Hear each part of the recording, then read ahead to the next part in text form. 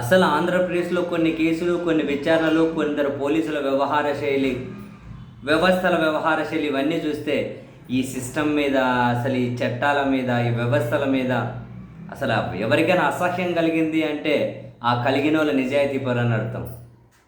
Seriously, అసహ్యం కలిగితే ఎవరికైనా కలిగిన వాళ్ళు నిజాయితీ పరని అర్థం. ఏ వ్యవస్థ మీద అసహ్యం కలిగినా కనీసం అసలు ఏందో ఒక ఈ ప్రభుత్వం ఉంటే ఈ ప్రభుత్వానికి అనుకూలంగా పోలీసుల వ్యవహార శైలి ఉంటుందట. అంటే ఒకే కేసుకు సంబంధించి, ఒకే అంశానికి సంబంధించి విచిత్రంగా ప్రవర్తించుకుంటూ ఎట్లా ఉంటారు. అండ్ వైఎస్ అవినాష్ రెడ్డి గారిని వివేకానంద రెడ్డి గారి హత్య కేసులో వీలైనంతగా ఇరికించాలి, ఆయన అరెస్ట్ చేయాలి. మొత్తం మీద ఆయన టార్గెట్గానే ఈ మొత్తం విచారణ జరుగుతూ ఉన్నట్టు స్పష్టంగా కనిపిస్తూ ఉంటుంది. అదే ఫస్ట్ నుంచి ఆయన టార్గెట్గానే జరుగుతూ ఉన్నట్లు కూడా. మరి నిజమా అబద్ధమా?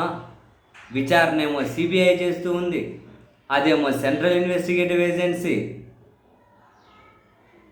మరి ఆ విచారణ ఎంతవరకు వచ్చిందో తెలియదు.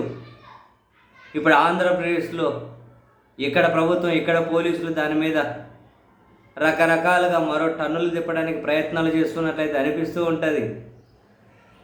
ఏం జరుగుతుందో ఎక్కడికి అవుతుందో పోనీయండి. మొత్తం మీద అయితే తాజాగా ఆంధ్రప్రదేశ్ ప్రభుత్వం సుప్రీంకోర్టులో వైఎస్ అవినాష్ రెడ్డి గారిని, మరో 2 పోలీస్ అధికారులను టార్గెట్గా చేసుకొని అదనపు అఫిడవిట్ దాఖలు చేసింది. వివేకానంద రెడ్డి పిఏ కృష్ణారెడ్డి, ఇటు సిబిఐ అధికారి రామ్ సింగ్, వివేకానంద రెడ్డి గారి కూతురు సునీతారెడ్డి, వాళ్ళ అల్లుడు నరెడ్డి రాజశేఖర్ రెడ్డి, వీళ్ళ ముగ్గురి మీద వివేక పిఏ కృష్ణారెడ్డి వేసిన కేసులో సుప్రీంకోర్టులో ఆంధ్రప్రదేశ్ ప్రభుత్వం అదనపు అఫిడవిట్లు సమర్పించి అందులో ఏమేమో రాసుకుంటూ వచ్చారు. మొత్తం మీద వీళ్ళు చెప్పేది ఏంటి అంటే, ఈ కేసులో రామ్ సింగ్, సునీత, నర్రెడ్డి రాజశేఖర రెడ్డిలను కుట్ర కోణంలో వాళ్ళని ఈ కేసులో ఇరికించాలని వైఎస్ అవినాష్ రెడ్డి ప్రయత్నం చేశారు. మొత్తం నడిపించింది వైఎస్ అవినాష్ రెడ్డి. ఆ వైఎస్ అవినాష్ రెడ్డి 2 అధికారులను ముందు పెట్టుకుని ఇదంతా నడిపించారు అని.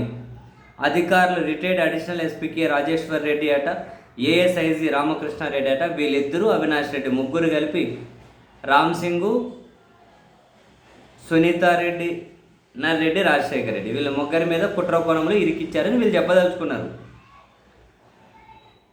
అయితే ఈ రామ్ సింగు, నర్రెడ్డి, రాజశేఖర్ రెడ్డి ప్లస్ సునీత గారి మీద కేసు ఎవరైతే విచారణ చేశారో ఇన్వెస్టిగేటివ్ ఆఫీసర్ రాజు, ఆయన ప్రొఫెషనల్గా చేయలేదు అని ఇప్పుడు ఈ పోలీసులకు వాంగ్మూలం ఇచ్చారట, స్టేట్మెంట్ ఇచ్చారట. నేను ప్రొఫెషనల్గా చేయలేదు, వాళ్ళు ఆ 2 ఆఫీసర్లు ఏం చెబితే అది చేసి, అవినాష్ రెడ్డి ఏం చెబితే అది చేశానని చెప్పి ఆయన ఇచ్చారట. ఒక ఇన్వెస్టిగేటివ్ ఆఫీసర్ అవన్నీ చెబితే కుదరదు. ఫస్ట్ ఆయన మీద కేసు ఫైల్ అవుతుంది, ఆయన పోతుంది ఉద్యోగంలో నుండి. ఒక ఇన్వెస్టిగేటివ్ ఆఫీసర్ మరి అలా చేయకూడదు కదా. ఒకవేళ ఇదే నిజమైతే సరేలేండి. ఆయన అయితే నన్ను అవినాష్ రెడ్డి బెదిరించారని చెప్పి ఇన్వెస్టిగేషన్ ఆఫీసర్ జి రాజు అంగీకరించినట్లు ఏపీ ప్రభుత్వం అయితే సుప్రీంకోర్టులో ఒక అఫిడవిట్ దాఖలు చేసింది. అది కానీ అవినాష్ రెడ్డి ఎట్లా బెదిరించారంట,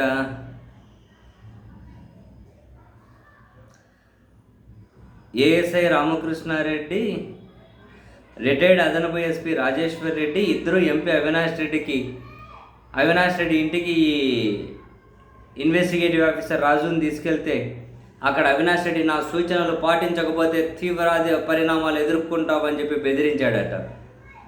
అంటే ఏదో మన సినిమాలో సీన్లు చూసినట్లే ఉంటాయి కొన్ని సీరియస్లీ.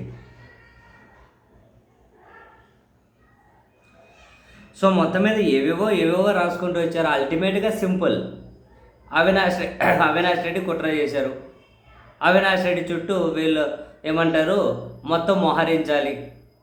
అవినాష్ రెడ్డిని ఈ కేసులో ఏదో ఒకటి చేయాలి. ఈ అల్టిమేట్ ఇదే. దానికి ఏమేమి ఎవరు ఎక్కడ ఎలా ఉపయోగపడతారో వాళ్ళనంతా వాడుకుంటూ వెళ్ళడమే. సరేలేండి, మొత్తం మీద ఇది ఎక్కడికి పోయి ఆగుతుందో, లేకుంటే ఎవరి చుట్టూ తిప్పేస్తారో, మొత్తం మీద ఏం చేసినా ఈ 4 ఏళ్ళలో అయితే తిప్పేసుకుంటూ పోతారు. మళ్ళీ టైం దొరుకుతుందో లేదో అని. అదే సమయంలో కేంద్ర సహకారం ఎంతవరకు అందిస్తుంది అన్నది చూడాలి. మొత్తం మీద ఎవరెవరిని టార్గెట్ చేయాలో అయితే చేసుకుంటూ అయితే వెళ్తారు, నో డౌట్. ప్రధానంగా అవినాష్ రెడ్డి గారిని ఈ కేసులో ఫస్ట్ నుంచి వీళ్ళు చాలా పెద్దగా ఆయనను టార్గెట్ చేస్తూ వస్తున్నారు కాబట్టి ఇప్పుడు అధికారం వచ్చి కూడా ఆయనను అఫీషియల్గా టార్గెట్ చేయకపోతే అఫీషియల్గా ఈ కేసులో ఆయనను కుట్ర చేశారని చెప్పి నిరూపించే విధంగా కొన్ని సాక్ష్యాలను చూపించకపోతే బాగోదు కదా. సో ఏదో ఒకటి జరుగుతుందేమో మరి చూడాలి.